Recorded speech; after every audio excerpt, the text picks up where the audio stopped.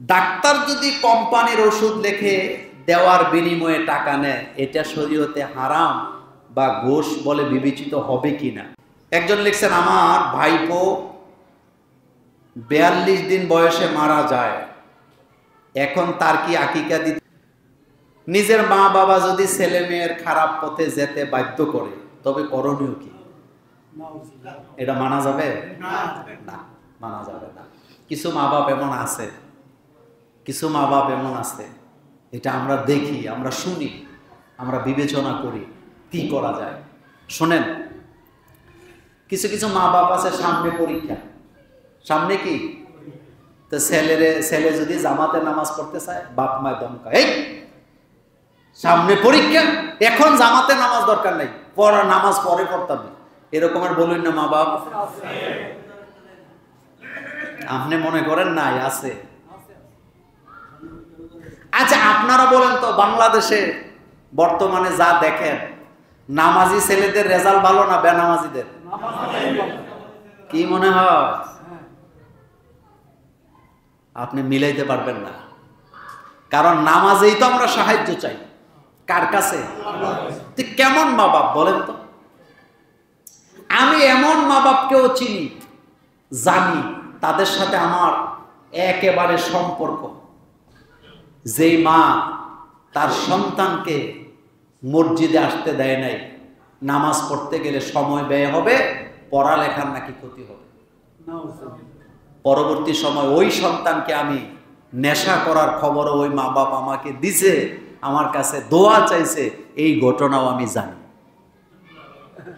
আমি তখন খোটা দিই না, আমি হাসি মুখে বলেছিলাম, আপনিই তো ছেলেরে নামাজ পড়তে দেন না, এখন আবার দোয়া চান কেন? কয় হুজুর, তখন তো বুঝি নাই।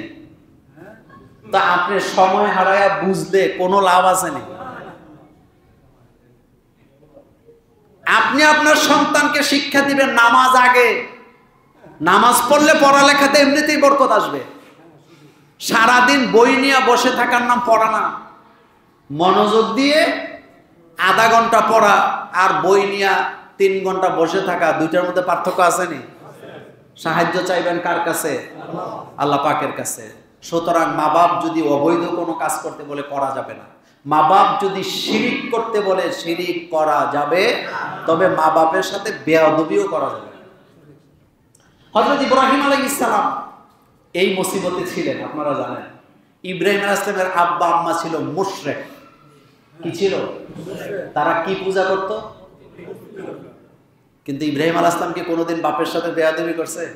দেখেন কি বলতেছে, ইয়া আবাতি ইন্নী আরাকা ওয়া কাওমাকা ফি দালালিম মুবিন। ও আমার আব্বা, আমি তোমাকে, তোমার বংশকে, তোমার কাউমকে আমি গোমরাহিতে দেখতে পাচ্ছি। ও আব্বা, হেদায়েতের মালিক কে? ইয়া আবাতি লিমা তা'বুদু মা লা ইয়াসমাউ ওয়া লা ইউবসিরু ওয়া লা ইউগনি আনকা শাইয়া। ও আমার আব্বা, এমন জিনিসের গোলামি কেন তুমি করো যেই জিনিস চোখে দেখে না, কানে শোনে না, তোমার কোনো ভালো মন্দ করতে পারে না। কথার মধ্যে আরো মজা আছে, দেখেন। বলতেছি, ইয়া আবাতি ইন্নী ক্বাদ জাআনি মিনাল ইলমি মা লাম ইয়াতিকা ফাত্তাবিনি আহদিকা সিরাতান সাবিয়া। ও আমার আব্বা, আমার কাছে জ্ঞান আসছে আকাশ থেকে। আমার কাছে যে জ্ঞান আছে তোমার কাছে সেই জ্ঞান নাই। তুমি হতে পারো বাবা, তুমি আমাকে অনুসরণ করো, আমি তোমাকে সোজা রাস্তা দেখায় দেব। ও আব্বা, ইয়া আবাতি ইন্নী ক্বাদ জাআনি মিনাল ইলমি, আমার কাছে যে জ্ঞান আছে তোমার কাছে সেই জ্ঞান নাই, কারণ আমার কাছে জ্ঞান আসছে কার পক্ষ থেকে? ও আব্বা, আমাকে অনুসরণ করো। ফাত্তাবিনি আহদিকা সিরাতান সাবিয়া। ও আমার আব্বা, তুমি আমাকে অনুসরণ করো, আমি তোমাকে সোজা রাস্তা দেখায় দেব। সুবহানাল্লাহ। সুতরাং মা বাপ যদি অন্যায় করতে বলে, সেই অন্যায়ে সায় দেওয়া যাবে না, তবে কৌশলে এড়ায়া যাবেন। মা বাপের সাথে বেয়াদবি করা যাবে না। একজন লিখছেন, আমার ভাইপো 42 দিন বয়সে মারা যায়, এখন তার কি আকিকা দিতে হবে? আকিকা দিলে তৌফিক থাকলে দিবেন, তৌফিক থাকলে কি দিবেন, কারণ আকিকাটা সাদাকা। বলেন, আকিকাটা কি? সাদাকা। সে মরে গেছে, তার আকিকা দিয়ে দিবেন। বাচ্চা জন্ম নিছে, রূহ আছে, নাম রেখে আকিকা করেই মাটি দিবেন। এখন যেহেতু মরে গেছে, আপনি আকিকা দিবেন। যদি তৌফিক না থাকে, তাইলে না দিবেন, কোনো সমস্যা কি নাই, তবে হুকুম হইল দিতে পারেন, দিবেন। ডাক্তার যদি কোম্পানির ওষুধ লিখে দেওয়ার বিনিময়ে টাকা নেয়, এটা শরীয়তে হারাম বা ঘুষ বলে বিবেচিত হবে কিনা? শুনেন, একটা মজার প্রশ্ন। ডাক্তার, আমাদের দেশে ভালো ভালো ডাক্তারও আছে, কথা কোন না কেন আছে না? সব ডাক্তার খারাপ এটা চিন্তা করার কোনো কারণ নেই। এখানে দুইটা বিষয় মনোযোগ দেন। এক নাম্বার, ডাক্তার যদি টাকার বিনিময়ে অথবা কোনো উপটোকনের বিনিময়ে কোনো কোম্পানির, নির্দিষ্ট কোম্পানির ওষুধ লিখেন, এটা ঘুষ হবে, হারাম হবে। কি হবে? ঘুষও হবে, হারাম হবে। কারণ এই ডাক্তার নিজেও জানে না এই ওষুধের মান কতটুকু সঠিক আছে। একজন ডাক্তার রোগীর জন্য সর্বোচ্চ ভালো কার্যকরী ওষুধটা লিখবেন, এটা ওনার উপরে দায়িত্ব, ওয়াজিব। ওনার উপরে কি ওয়াজিব। একটা কোম্পানি এসে ওনারে অফার দিল যে আপনি আমাদের ওষুধ লিখবেন, আপনাকে এই দিয়ে গেলাম, আবার ভবিষ্যতে দেখা করব। কিন্তু ওই ডাক্তার জানেই না ওষুধের মান কি। আমাদের দেশে যারা ফার্মাসিউটিক্যাল ব্যবসা করে সবাই কি ফেরেশতা? আমি, আপনারা জানেন, লম্বা সময় রেস কোর্সে ছিলাম।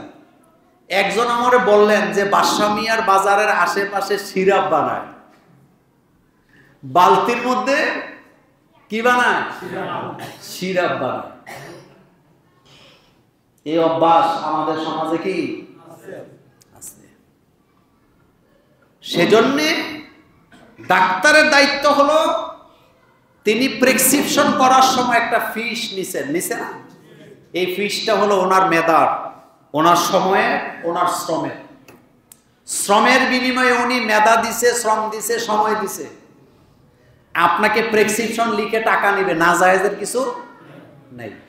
কিন্তু তিনি যদি টাকার বিনিময়ে এমন কোম্পানির ওষুধ লেখেন যেই কোম্পানির ওষুধের ব্যাপারে ওনার কোনো কি নাই, ধারণা নাই, তাহলে এটা ঘুষও হবে, এটা ওনার জন্য হারামও হবে। সেজন্য ডাক্তারই এটা মহান পেশা। শুনেন, একজন ডাক্তার যদি সঠিক পথে থেকে ডাক্তারি করে, ওই লোকটা রাসূলুল্লাহ সাল্লাল্লাহু আলাইহি ওয়াসাল্লামের সাথে জান্নাত পাবে। এই ব্যাপারে আরেকদিন একেবারে বাদলিল আপনাদের সামনে উপস্থাপন করব। রাসূল সাল্লাল্লাহু আলাইহি ওয়াসাল্লাম নিজেও একজন ডাক্তার ছিলেন, এটা আপনারা জানেন তো? রাসূল সাল্লাল্লাহু আলাইহি ওয়াসাল্লাম নিজেও একজন কি ছিলেন? ডাক্তার ছিলেন। আমি আপনাকে 100 হাদিস দিয়ে প্রমাণ দিতে পারবো রাসূল সাল্লাল্লাহু আলাইহি ওয়াসাল্লাম একজন ডাক্তার ছিলেন। রাসূল রোগীর চিকিৎসা করেছেন, এবং এই রাসূল সাল্লাল্লাহু আলাইহি ওয়াসাল্লাম আমাদেরকে শিক্ষা দিয়েছেন, রোগীদের সামনে নেগেটিভ কথা বলবা না, পজিটিভ কথা বলবা। রোগীর মাথায় হাত দিবা, দোয়া করে দিবা, রোগীর মন ভালো হলে অর্ধেক রোগ এমনি ভালো হয়ে যাবে। আল্লাহর নবী যখন রোগী দেখতে যাইতেন, মাথায় হাত ধরে, নাম ধরে দোয়া করে দিতেন। এভাবে মাথায় হাত দিতেন, আল্লাহ রাসূল দোয়া করতেন, আল্লাহুম্মা আশফি আব্দুর রহমান, আল্লাহুম্মা আশফি জায়েদ। এইভাবে করে দোয়া করে দিতেন। আল্লাহ রাসূল নাম ধরে ধরে দোয়া করতেন, আল্লাহ তারে সুস্থতা দান করে দাও। আর রাসূল ভরসা দিতেন। কিছু কিছু ডাক্তার আছে দেখবেন, আপনি গেছেন, ওষুধ দেওয়ার আগে অর্ধেক রোগ নাই। কেন? কারণ সে আপনার সাথে ভালো কথা বলছে, আচরণ করছে, মডিফাইড করছে। আবার কিছু কিছু ডাক্তার আছে ভয় লাগায় দেয়। এক রুগী আমার পরিচিত, তিনি এক ডাক্তার দেখাইছে, ডাক্তার বলছে তোমার ক্যান্সার। রুগী অর্ধেক মরা, খাওয়া দাওয়া শেষ। এই রুগী আবার ভিসা টিসা করে ইন্ডিয়াতে গেছে। ইন্ডিয়াতে যাওয়ার পরে ওরা ওষুধ লিখে দিছে আর বলছে আপনার কোনো ক্যান্সার টেনসার নাই, এই ওষুধ খান, আপনি ভালো হয়ে যাবেন। 60 বছর আগের ঘটনা, লোক এখন দিব্যি ভালো। এরকমের ডাক্তারও কি আছেন? ডাক্তাররা এই সেবা আমি আপনি পারবো না, এটা মহান পেশা। কারণ ডাক্তাররা রুগীর কি করেন? সেবা করেন। নার্স যারা, ডাক্তার যারা, তারা রুগীর সেবা করেন। এটাও সাদাকা, এটা মহান পেশা। এই পেশাকে পবিত্র রাখা এটা তাদেরই কি দায়িত্ব। কোনো কোম্পানিকে আপনি প্রমোট করা আপনার দায়িত্ব নয়। আপনি ওই ওষুধটাই লিখবেন যে ওষুধ আপনার রোগীর জন্য কি সবচেয়ে বেশি কার্যকর। আরেকটা কথা বলি, সেটা হলো পরীক্ষা নিরীক্ষা একটা চাপ আমাদের উপরে চাপায়া দেয় কিছু কিছু হাসপাতাল আছে, আসেনি? আবার দেখবেন, আমি নিজে দেখছি এগুলা, ওষুধ লিখে ফেলে আগে, পরীক্ষা দেয় পরে। আচ্ছা, আপনাদের বিবেক কি বলে, পরীক্ষা আগে হবে না ওষুধ লেখা আগে হবে? তা ওষুধ লেখার পরে পরীক্ষার দরকার থাকে? আপনি তো ওষুধ লিখেই ফেলছেন। এগুলা চলে কিনা? এগুলোর দিকে খেয়াল করা দরকার।